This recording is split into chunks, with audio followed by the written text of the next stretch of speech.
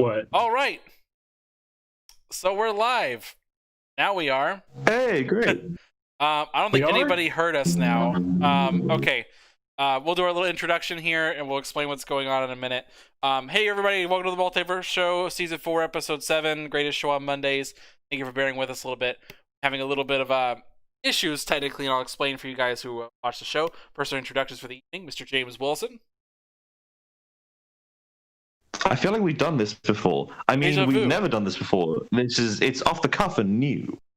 Hi everyone. I'm tired, as I normally am, and I'm definitely ranting about the Tony Awards. I'm completely thrown off sync, Ivan.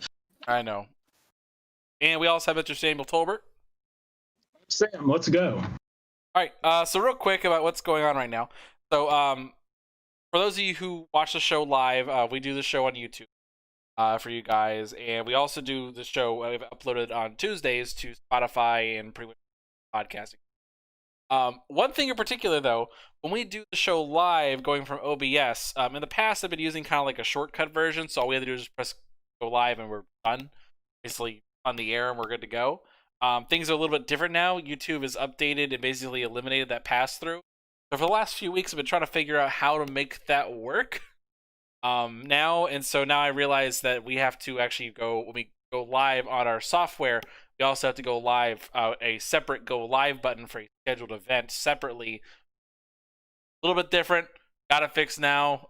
More updates for the future, guys, for sticking with us on here. So we're a little bit because of that. So we're going to do some of our little updates and intros here as we kind of go through our short show for you guys, because there's not a ton of news that's happened, at least yet. This is one of those Mondays in particular. So we're going to go through what we've been playing. Sam, what you been playing, sir? Yeah, I've been playing a lot of stuff. I've been playing my Gears 5, as usual, the multiplayer, trying to get the grind on, trying to get this operation finished up before the next season arrives in less than a month. I've got about 3 weeks to go, and I got plenty of ranks to go, so we'll see. It's not going too well so far, but we'll see how it goes. Shout out to Nick. He was helping me yesterday. And then beyond that, I actually got to try the Ghost of Tsushima Legends multiplayer mode. And I know we're limited on time, so I don't want to take up too much time, but I really enjoy this mode. It's like the spiritual, the storytellers are sharing the mythical tales of what happened in Japan, maybe real, maybe not. And it's co-op. There's some 2-player story missions, and then there's a 4-player survival mode. It's a completely free update, so you don't have to pay for anything. There's no microtransactions or anything like that. But as you go through these missions, you do get better gear, you can upgrade yourself, and you're fighting like ethereal, otherworldly spirit realms, and there's Oni and demons and yokai and things like that. It's really, really cool. I'm enjoying it a lot more than I expected to, honestly.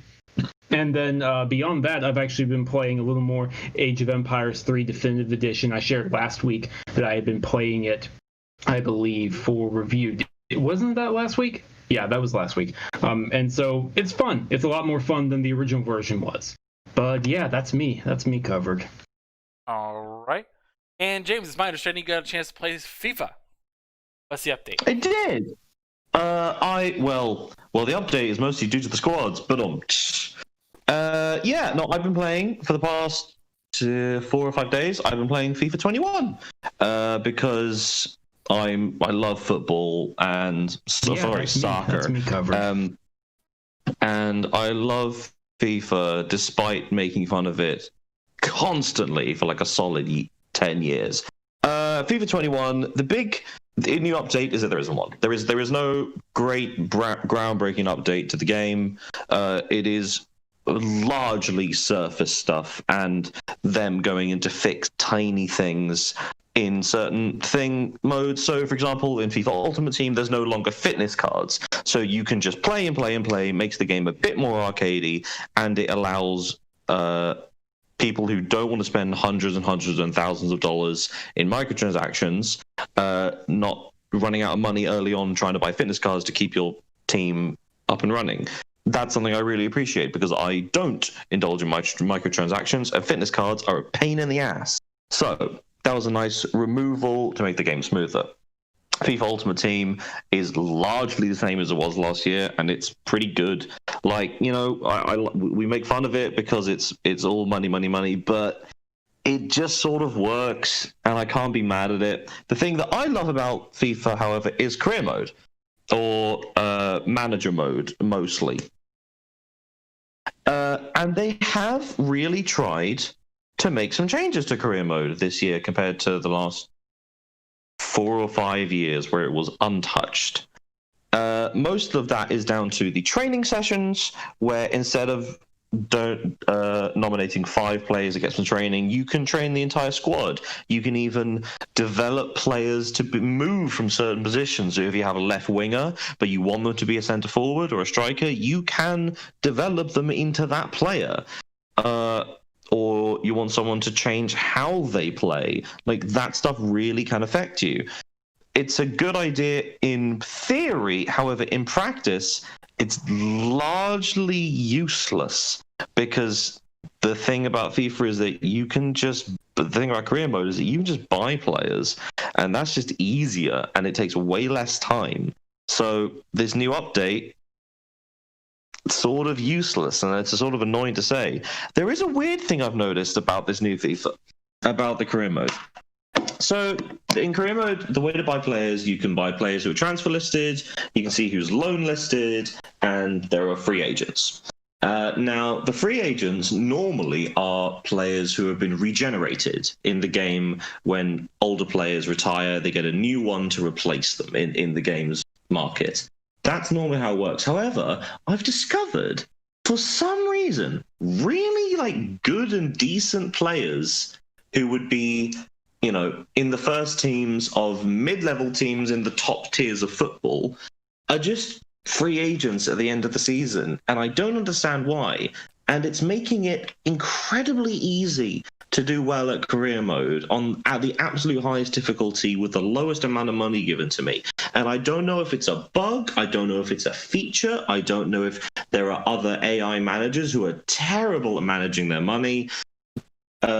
It's nothing really to shout about. I only got it because I was able to get it for £20, which is about $35, only 2 weeks after release. So that's a good deal for me, and I was happy to pay that. So, yeah, FIFA is once again a decent game that's going to make way too much money. There we go. I will quickly say, have you guys heard about the FIFA Switch version? No. Yes. Please, but I won't spoil the surprise. Go ahead. No, go ahead. So, Ivan, what EA have done in their infinite wisdom, they have taken last year's version for the Switch and updated all the squads to make sure all the transfers are all right and okay. And then they released that version and called it FIFA 21. Okay. They literally changed nothing else. Wow. But it gets better. It gets better. I have to share this. They used it as a marketing point. They said FIFA 21 delivers the same great FIFA experience as FIFA 20 without gameplay innovations. That is not me lying. That is not me paraphrasing. That is a literal bullet point on the box. IGN UK, shout out to them because this was great, said, well, if they're going to copy and paste their game, we'll copy and paste our review, but we'll subtract. And they literally just copied and pasted the review, but like made the score lower. Yeah, that writer is Simon Cardy, who is one of the foremost authorities on football games in games media, and you know he doesn't do anything by half measures. So for him to do that really shows you the kind of person, the kind of game that is. Like, this is a person who ran a Football Manager podcast for fun. Actually, then again, everyone runs a Football Manager podcast for fun because Football Manager's banging. That's just... my... But FIFA on Switch has never been good. Like, it's never, ever even been close to what the console version is. So I don't. I understand them in going. I understand it, but I also think it's just so dumb to just brazenly go. I almost respect it. I almost respect it. But there we go. We're done talking about football for another year. All right, so we got to get into our Spooktober picks as well for this. So this is week 3. Normally, this is where things get kind of weird, traditionally speaking. So this year, we're doing kind of like do 2 picks each, roughly, if you want to. So I'm going to start off this year. So I have 2 picks. One is a movie I just saw the other night. Actually, we talked about on the show last year, called Ready or Not. Little bit of context for where I was coming from with it. I just recently got done watching the Babysitter series on Netflix, which is Samara Weaving is the titular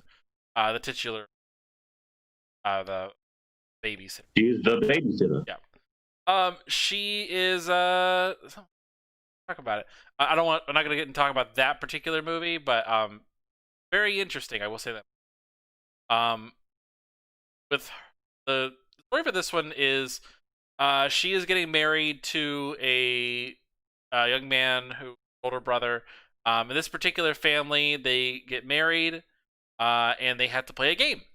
They put a card into a box, and the box chooses what game they have to play.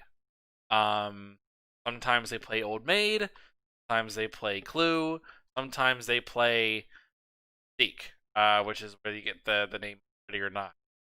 I'm not going to really go into much more detail than that. It's very good. I enjoyed my time with it. I really enjoyed watching the film. It's fun. It's like, as we talked about before, it's not like The Second Coming or anything.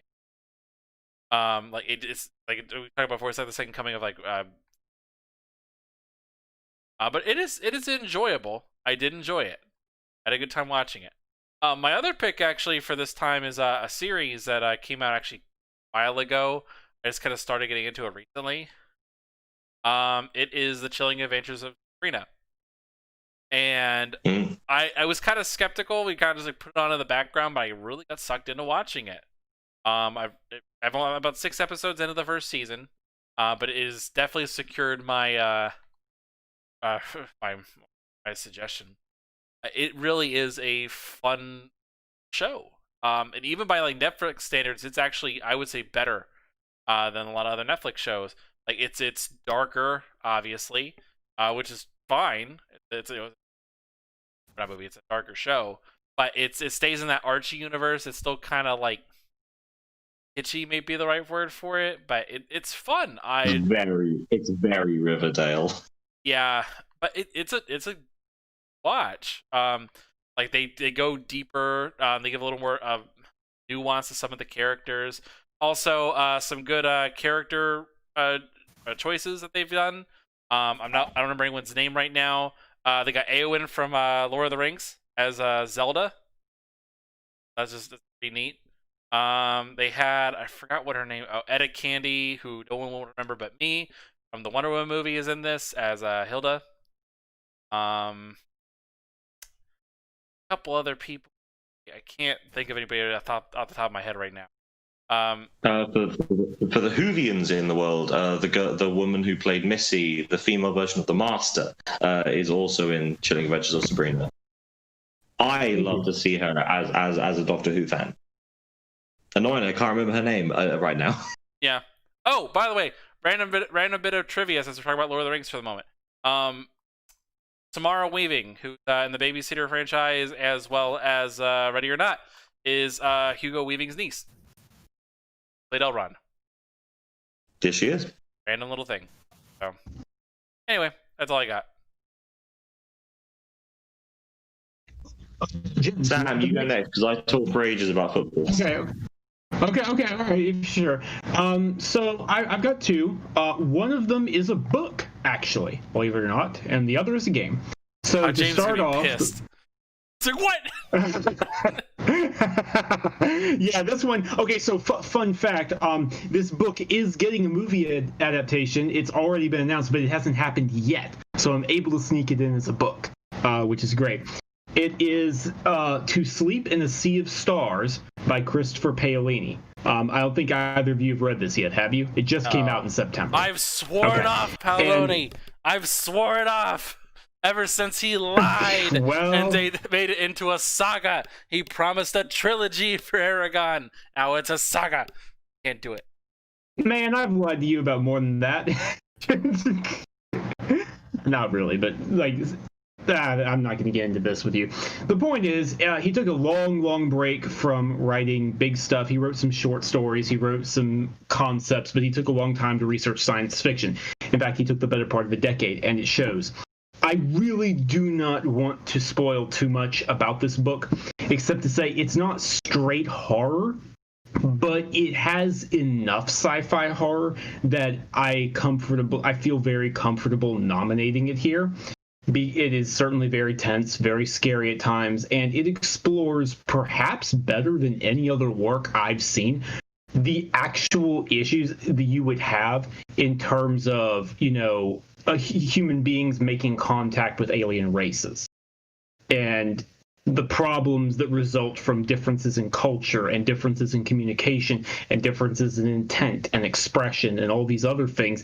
And then maybe it gets even more complicated when there are things that horrify both humans and aliens that get unleashed into the scenario. I don't want to share too much, but I will be blunt.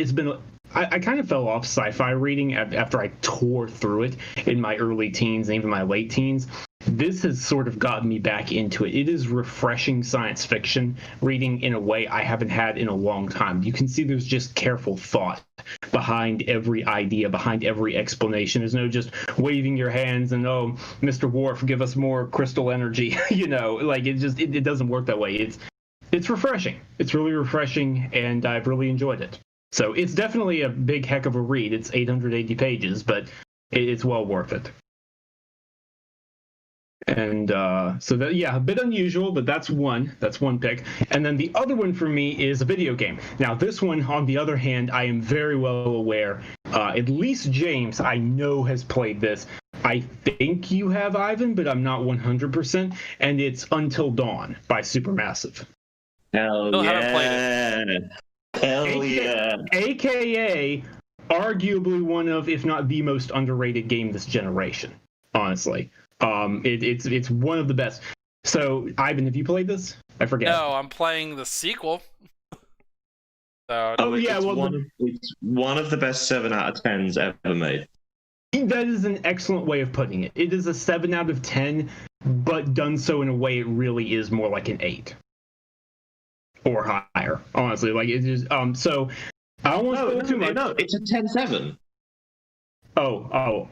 Okay, that flew over my head. That flew over my head. Sorry. It's a 7 out of 10 that feels like a 10. That's what I mean. Yeah. Like how the Fast and Furious movies, a 10 out of 10 movie, 10 out of 10 movies.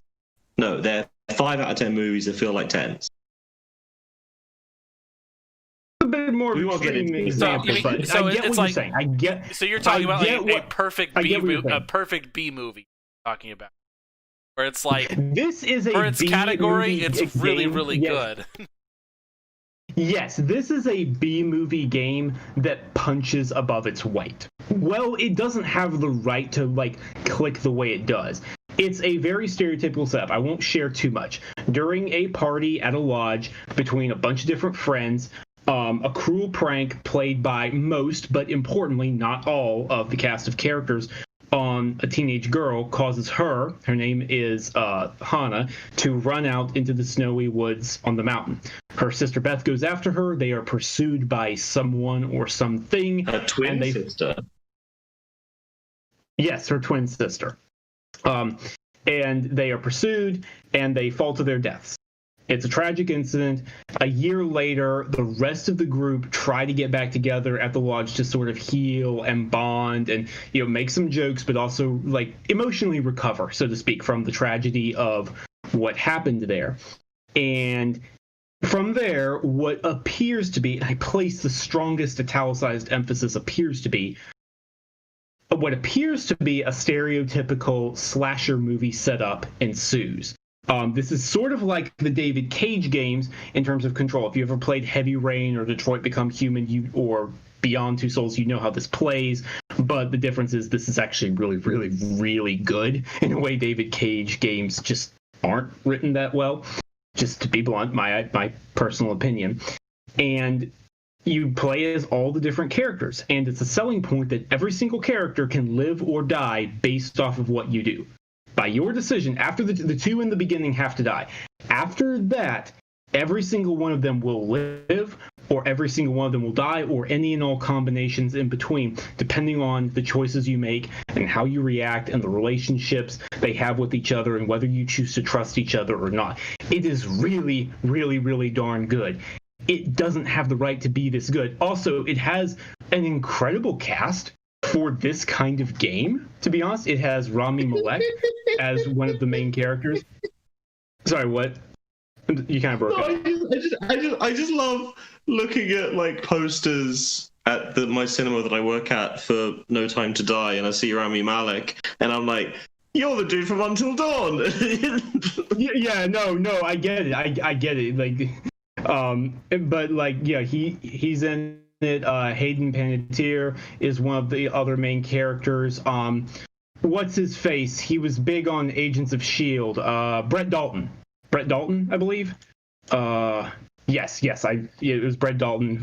He played Agent Ward in Agents of S.H.I.E.L.D. He's another of the main characters. Like, it's really, really good, and it has a lot of twists that you won't see coming. And in between every chapter of the game, there's actually this psychologist, and it's part of the game, who is asking you to make different decisions about, like, hey, what scares you? Is it snakes or is it cockroaches? And the game very subtly adjusts to the answers you give him based off of what you explain, and it tries to evolve to match your psyche. So I don't think subtle is the word I would want to call Until Dawn. It's subtle, but with the S, but it's a sledgehammer. Like, but work with me here, man. Work with me here.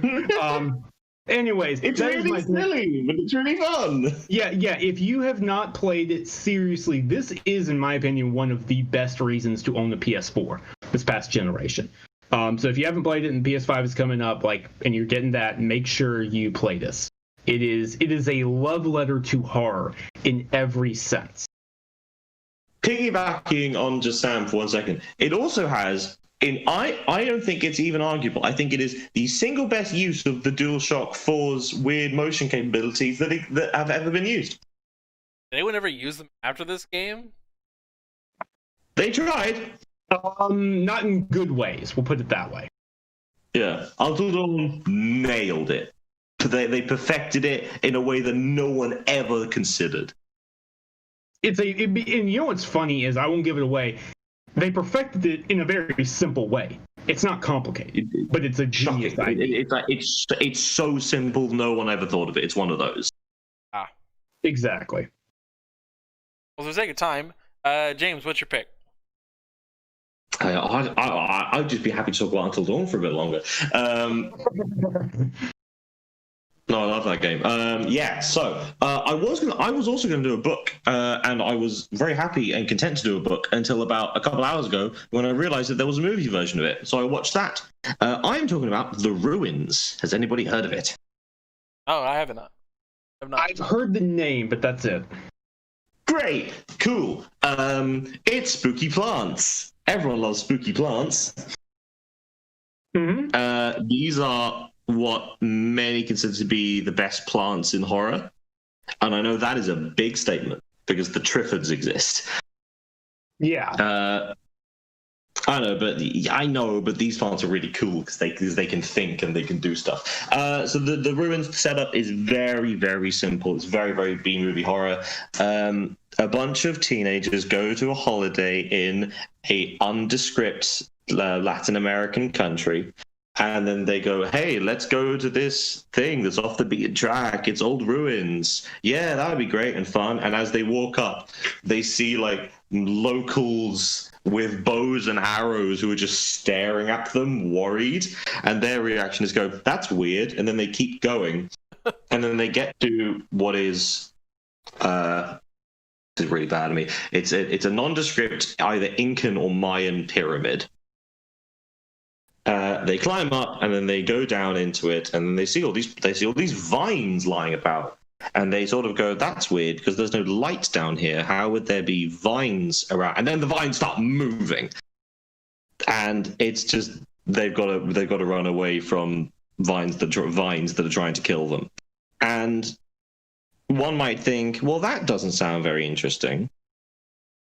That's when the group gets separated in the tunnels. That's when you start hearing people calling for help, when you start hearing phones going off, and the individual members of the group go off and investigate. And they realize that the noises aren't coming from their friends. They're coming from the vines, who are drawing people away to kill them individually. They are learning, they are thinking, and they are mimicking phone noises. It's surprisingly, really, really uncomfortable, especially when little bits of vine will get inside of people and you can see it moving about under their skin. Yeah. It's pretty good. I don't know. It's on Amazon Prime in the UK. I don't know if it's available on Amazon Prime in the US or any other many of the services. So, but the book's also really good too. The book has some very, very scary descriptions, because that's a thing that is often looked over by the horror masses who love horror films but don't read horror novels. It's really easy to scare someone with atmosphere when a person is walking down a dark room. It's even harder to scare someone with words, but it's way better if you do. We were talking before we went live about the Gothic horror novels and Dracula. And, if anyone's listening to this who hasn't read Dracula and likes horror, read Dracula. Dracula is unbelievably scary for being a book from the 1800s. But enough about that. I will move on to my second pick. And that is Host, which is from this year. Anyone heard of Host? Why does that sound familiar? So Host is a Zoom-based horror movie. Oh. It is a COVID quarantine horror movie that was written, directed, produced, and released all within the quarantine. And it was written by a man called Jed Shepard and directed by, I can't remember his name, but Jed is English.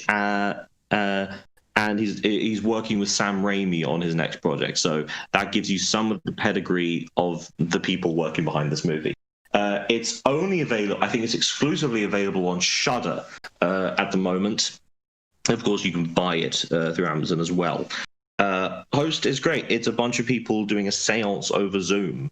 And it's probably the best horror film of the year. And I don't really want to talk about it more than that, because the setup is seance over Zoom. That's literally all you need. And it's brilliant. It's being played nationwide in the UK on Halloween night itself, with a big Q&A beforehand with Jed and the director and one of the other writers. So everyone should watch Host, because it's really, really good. Gotcha. Noted. All right, so topics. Like I said, mostly this episode was mostly just to get our Spooktober picks out. But we had a few bits of news that came out. We're less than a month away from consoles here. Xbox comes out on the 10th of November. PlayStation comes out a week later. We're right here. Right here, and we don't have much longer to wait. So right now we're kind of getting the drip feed of here's stuff you didn't know just yet. I would say it's most PlayStation who's kind of doing stuff like this right now. Some little stuff from Xbox coming out here and there. They're kind of doing here's the drip feed of Series X and new kind of stuff out right now. But interesting. So we had something that came out. Actually, we'll talk about something that actually happened yesterday. We got a tease by Xbox about something going on in New Zealand. Don't know much about it. Sam, I think you know. I can't remember what the lady's name is. All we really know is they put these coordinates up. I know Xbox or New Zealand. Yeah, Xbox Australia / New Zealand. It's the same PR for both. Yeah. So that particular group posted some latitude, longitude, and it goes off to a location, and for a woman who works and she's about to do an unveiling for her video, announced she's involved with this. Sam, what have we heard of beyond this? Anything else? We haven't heard much. If I had to take a wild guess, I would say that it's the reveal of an indie game, maybe, that'll surprisingly make the Series X launch. That being said, how do I put this? They came back and explicitly said, no, this is not a studio acquisition or purchase or started or anything like that. Like, get that out of your head. It has nothing to do with that. B, I would cautiously remind people that, how do I put this? Xbox Australia / New Zealand, NAZ as it is, or ANZ as it were, has this habit of doing the weird marketing. Like, you remember Xbox Shower Gel? You remember the Xbox onesie from years ago? That's them. It's all them. So I'm sure it's not anything weird like that, but I feel like it's closer to those lines than anything big. Does that make any sense? Like, I don't think this is a big deal, personally. Yeah, I mean, I get that. I personally think it could be like hey, here's a demo point or something like that, and because New Zealand's like one of the only countries that's like completely COVID free. So I mean, that is true. Now that is very true. That is very true. Something like, because we don't have to worry about COVID in this country, then we can actually just, have demo stations up. That is very possible. Well, it's not that they're not worried about it. It's that they're so on it. Yeah, okay, that's what I mean. And congratulations to Prime Minister Ardern on winning a second term. Yes, indeed. So yeah, something like that makes sense. Something along those lines. I just wouldn't expect the world from it. I wouldn't. It's just random. Like, we're all like kind of just waiting for consoles to drop right now. Yep. Whatever. Just okay. Yep. Basically. Yep. And speaking of news, we had PlayStation actually came out and actually had some a little bit of news for us last week right at the end. This one is actually from something that we've been actually looking forward to for a while. The UI. PlayStation finally showed off the UI for PlayStation 5. And James, I want to start with you since you have a longer history with PlayStation than the rest of us. Did you get a chance to look at the UI or watch the video or anything like that? I did. Yes, I got to watch the demo. That was about 15 minutes, maybe just under that. Yeah. Showing off tiny bits of gameplay of Sackboy, for those of you who were interested. Also, just looking at the UI itself. It looks cleaner because, I don't know about you guys, I find the PlayStation user interface, especially now in its current state, very easy to use. There's stuff that's a minor annoyance, but at the end of the day, it all works fine. The big stuff, the big changes that I can remember off the top of my head without looking at the piece of paper, which I really should. I'm very unprofessional. Is that you don't have to have a dedicated app for the PlayStation Store. It's just available. You can also sort of watch things picture in picture. Like, they've tried to really smooth out the process of having to pick something and waiting for it and going into something else. It's very much along the same lines of their whole thing of the wait times are going down, and they're trying to smooth that over in the user interface itself. So I thought it was pretty cool, and I'm excited to see how it works properly. It might be the case that it works really well in a demo and it might not work in person, but I doubt it. It looks solid. What do you guys think? Yeah, I'm very much along the same lines. I don't care so much about features. My big thing, James, was just it's fast. It's real fast. This thing is snappy. It's fluid. It gets me into my games quick. They showed Destruction All-Stars loads in just 8 seconds, and they confirmed that 8-second load was not from any kind of suspend resume. It was literally just, no, the game is starting up for the first time, cold booted. And 8 seconds later, you're in there. And, like, that's good. Like, if I said this on Gaming Perspective, I'll say it again. At this point, I think people are going to get into a pissing match about, oh, this one loads slightly faster. This is like, guys, if our games are loading in under 10 seconds, we've won at this point. Like, it doesn't matter. If we're getting into debates about which one loads fractions of a second or a second or two faster, it doesn't matter. It's good. Did you guys see the little demo from Miles Morales? And it showed him web swinging out of a building through a little hole and then straight back into New York with no loading. And I thought that was an edit. I was convinced that was an edit. Nope. Shocked. That was real. And as we know, if you've played Spider-Man PS4, Marvel Spider-Man, obviously you know that's not possible on the PS4. It has to load those hideouts. So again, that's a cool example of all it just needs that half second while he's swinging through the hole to load, instead of like needing, several seconds or 20 seconds or whatever to load the world outside. Like, that's incredible. That's amazing. These SSDs in combination with these CPUs really are going to change game design moving forward. And I don't think people understand that. Going back to the UI specifically a little bit more, they had this interesting idea. You talked about the picture-in-picture viewing. Specifically, it was for seeing what your friends are playing, which is cool. I'm not sure how often I would use it, but it's neat that it exists, sure. And then the other one was this thing called Official Game Help, which is where developers can choose to show you hints on how to complete objectives or trophies without you needing to pull up a Wikipedia or a guide or an article.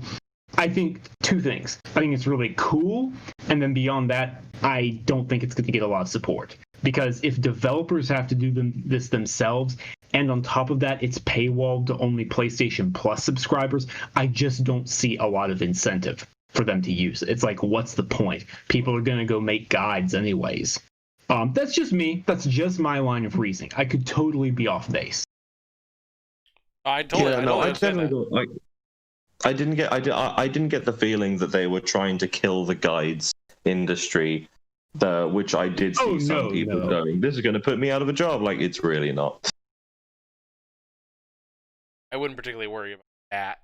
But I mean, yeah, for me, like I looked at this UI as, hey, this is a streamlined version I already got. Fine, because that's what we really need. I only had two major concerns, mostly about it. One, this particular type of UI doesn't really love to say. Like, I don't get the feeling that, like, will we have backgrounds? Sure, I can see them doing that. Like, will we have, like, okay, we're gonna have not just backgrounds, but can we also have avatars and stuff? Sure, but like, I don't see it being like a full-out theme like it's been asked. Or like, for those of you on Xbox who don't know what I'm talking about, PlayStation has themes. They have static themes and dynamic themes. Basically, it would allow you to have like items in the background it'll do little sounds and stuff. It'll change all the the icons and stuff. When I look at this particular one, I just don't see it as being something that allows for that sort of thing anymore. Like, because the icons are so small. Themes? No, they don't have themes like that. Like, you can have like a wallpaper change or a color change and stuff like that, but they don't do like we're a getting full them out with the Series X though. Yeah, they will have like moving stuff, but it's not the same kind of thing. Where it's like you change out all the icons, change out sounds and background music, have that kind of. But that is unique. But You're talking to me? oh, I thought you were gonna say something. But yeah, I mean, we still. I was just gonna say that. I was just gonna say we are getting the animated background. for themes, and they're explicitly calling it themes. And beyond that, as best I can tell, and I took so much flack for this on Twitter because all I made was a simple joke about how it was funny Xbox and PlayStation had appeared to swap some features. The emphasis on the word appear. I got a lot of flack on Twitter, and it's like, guys, A, this isn't a big deal. B, stop citing that article about the Dead by Daylight theme. It was a Google translated page, and it was a mistranslation. It was talking about a PS4 theme, not a PS5 theme. So as best we can tell, and on top of that, themes are actually being removed from the online web PlayStation Store. You will only be able to buy themes moving forward through the actual PlayStation 4 on your PlayStation 4 store. So I'm telling you right now, themes are not going to be at the PS5, at least not at launch. Like it is also too, like, because the icons were so big on PlayStation, themes were a nice little way to kind of get around that. But like PlayStation 5, the main tabs and stuff are so you're not gonna be able to. So that's my one little thing, because I really did like themes. My favorite one was the Firewatch theme, where it actually changed depending on what time of day it was. Yeah. Yes, that one was very good. I bought that game. Good. I bought Firewatch on PlayStation, even though I already had it on Xbox, just for that reason. Like, I love that theme so much. My backup one was The Witcher. I think it was the Gwent one, actually. Gwent theme was like that one. I remember. Yeah, that one. I really, really love the Everybody's Gone to the Rapture theme, which again I think also does change by the time. Also, one of the Last of Us 2 ones, it doesn't change dramatically by the time it's got a morning setting and an evening setting. Yeah, but that's always nice to see. But that was one thing I was like, man. Two, I think they're moving away from the avatar system, which is great. Specifically, what I'm talking about by this is like, so on Xbox you have like gamer picks, which comes standard on the console itself. Then you can a custom one, which is fine, but everybody can see your custom one. PlayStation's a little different. You have preset avatars, like basically just gamer picks. You have preset avatars you can pick from or get more, you can buy them or whatever. And everybody can see those. But your personal friends can see your gamer pick that you can upload. And that's cool. I liked that more. I think they're moving away from that ultimately. Just say, hey, here's your custom gamer pick, we move on from here. I think they're moving away from that, which is fine. Matter of time. Cool. I'm down for that. I mean, the rest of it looks cool. Like I said, I am not sure how they're gonna handle doing the whole, hey, here's our suggestion, tips and tricks and stuff. I don't know how that's gonna last very long, all personally, but we are. We'll see. Anything else to buy before we move?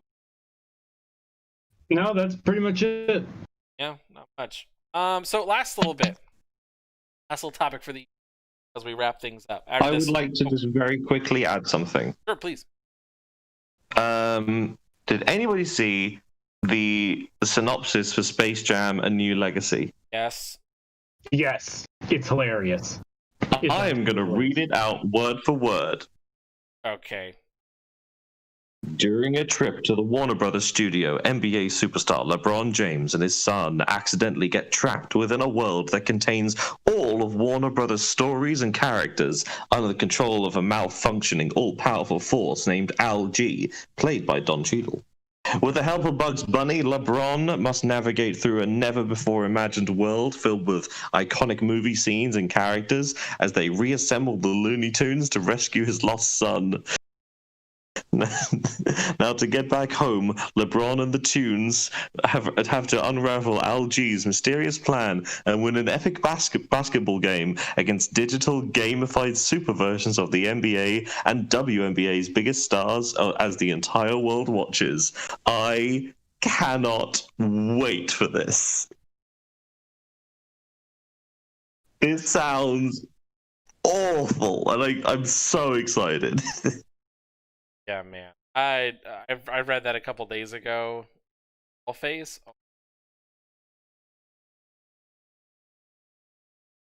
But anyway, so this is something that actually happened that I got people kind of mixed up, and this is something that actually even a lot of arguments about, honestly, about whether or not it happened or not. Recap, if you don't remember, about a month ago now, Microsoft announced their intention to purchase Bethesda, and Bethesda's on board with it. They're basically going ahead and getting that out of the way. Oh, we're here. It has not officially gone through yet. It's probably not going to happen until next year sometime, when everything's all cleared up. But it basically continues. And some little things like, publishing the collections, little details in terms of what's going to happen for Bethesda games on PlayStation.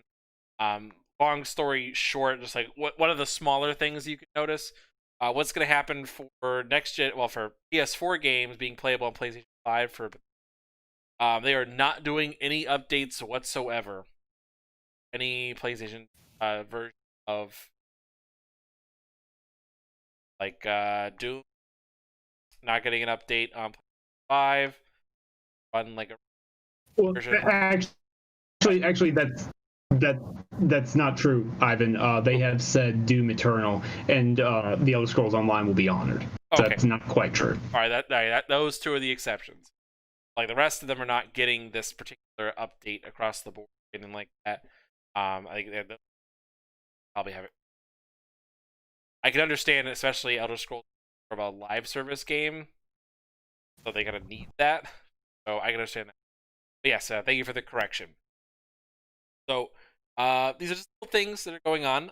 One of the things in particular that people are arguing about is whether or not Bethesda was Microsoft with Bethesda now, going to be having any of the Bethesda titles come to PlayStation 5. Been a lot of contention back and forth. I've seen failing schools of thought on this. One of our friends, Jez Corden, is actually a very strong proponent, saying that no PlayStation versions of titles will come out, even Elder Scrolls, anybody else either. It does not matter. And we heard things about that. So a lot of people were saying Microsoft needs to make up their money somehow from this deal, and so they're going to have to put PlayStation way about it. Got a very interesting interview with Phil, and when asked point blank if do you need to put games on PlayStation 5, he just said, "No, I don't." Or more specifically, is it financially viable for you not to have?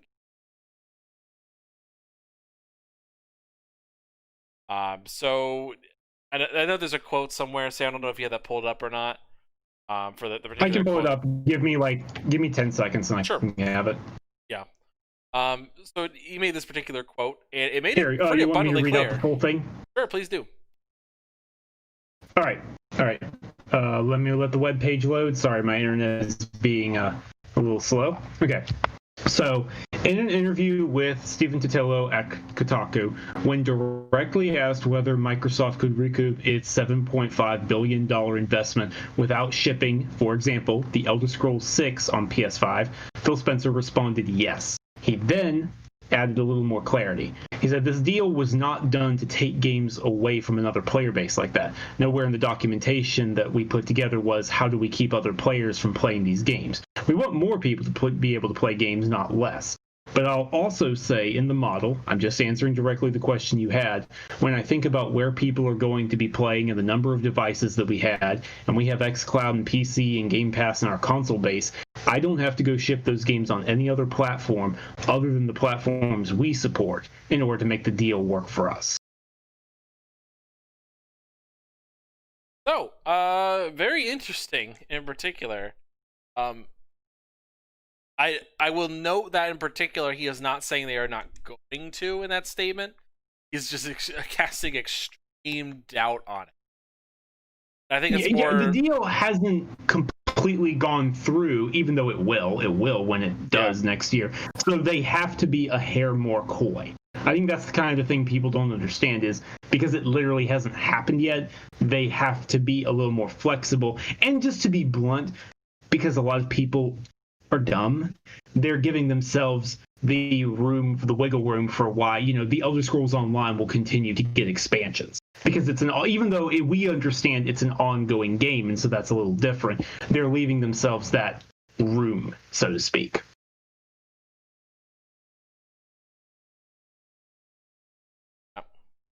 It's a very interesting little problem there. I think for me personally, I look at it from the perspective of don't want to say absolutely 100% no. Because if you do, okay, here's just more of a psychology situation. In the state of fanboy ward, if you tell someone this game is exclusive right out of the gate and it is not on your system of choice, tend to mentally just completely block out that game. They will view things negatively for that game. They're thinking, well, I'm never going to get it. Why do I care? If you keep it vague and you say, you neglect to say what system out for as long as you can't do that. And so it creates a sense of want, in particular. Like, as you're seeing now, like, people are saying, like, oh, yeah, Bethesda's not that good. Oh, yeah, they're not that worth your time. Oh, it's not that good anymore. Not the same Bethesda. Like, they don't do quality games anymore. Only because of this. That's the only reason why now. It's a problem that people generally have is that they can't look at a game positively. I think it's more just because of doing that. If it's not coming to the system that you want, you will consciously cast doubt on it. Can't have Sure. Sure. So that's the thing in particular. So if you keep it big like this, like let's say hypothetically, let's say Starfield gets in it. Starfield looks pretty good. If you tell people from the get-go this game is exclusive to Xbox, these guys are going to say, "Oh, we're not interested. Don't want it." But if you say you don't say it's not coming to play, they'll say, I'm interested, or they'll be more open to that kind of thing. And so by doing that, and then like 6 months, well, it's only coming to Xbox, PC, and Game Pass. Say, well, I need to find a way to get, and you find a way to lower the barrier of entry as Xbox has done. Like, literally, they've made the barrier of entry for playing an Xbox game so low, play it on your phone. It's $10. Well, it's like $15 if you want to play on your phone. $15, like any game you want, phone on Game Pass, done. Like, barrier of entry is that low. You don't have to buy a whole nother console.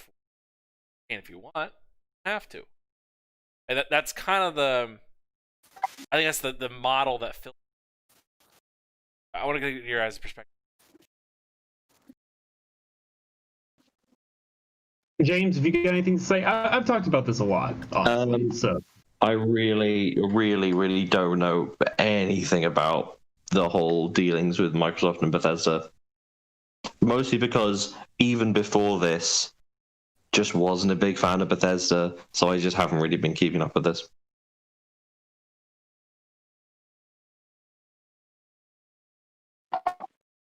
Sam, where do you sit on this? Do you think it's a good strategy for them? I think it's a good strategy. I think this ambiguity is going to end next year. I will say that. Like, once everything is finalized, they're not going to be so loosey-goosey with the talk. But I think what you're saying makes sense. Like, they announced it early because they could, because they know it's going to go through, because pre-orders were about to begin. But it's still early days. Like, Deathloop and Ghostwire Tokyo are still coming out, and they're still coming to PS5 because of pre-existing deals. There's no reason to really hit the nail, on the head, so to speak, until they have games that are exclusive that they want to talk about. Like, I don't know, Starfield next holiday. Like when that begins, they'll get a little stronger. Until then, keeping some shadow of interest is probably in, well, their best interest.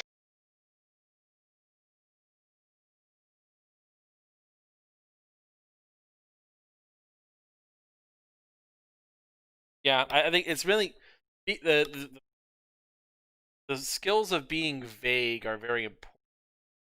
Because as soon as you get specific, people start making plans. But as you keep it vague, you can't really that sort of. It's a very fine balancing. But I think it casts doubt on people in general by saying, "Hey, don't bank on this game coming to your platform. It might. Don't bank on it. Start thinking otherwise." I would tell you right now, if you are PlayStation only, I would go ahead and accept that Ghostwire Tokyo and Deathloop are the last ones you're getting. Honestly, just go ahead and admit it to yourself, because this is the last thing I'll say before we probably need to start wrapping up here.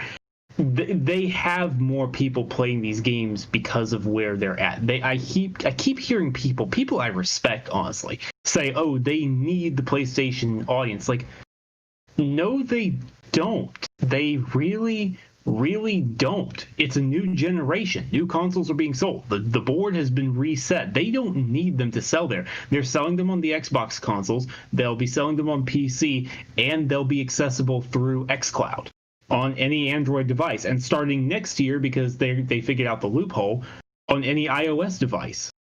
They don't need to sell these games on PlayStation. Bill's correct. And that's the last thing I'll say. All right, well, we're going to wrap up here because there's not much else to say, but we do have a special message from our resident goth gamer playing in her particular time of the year.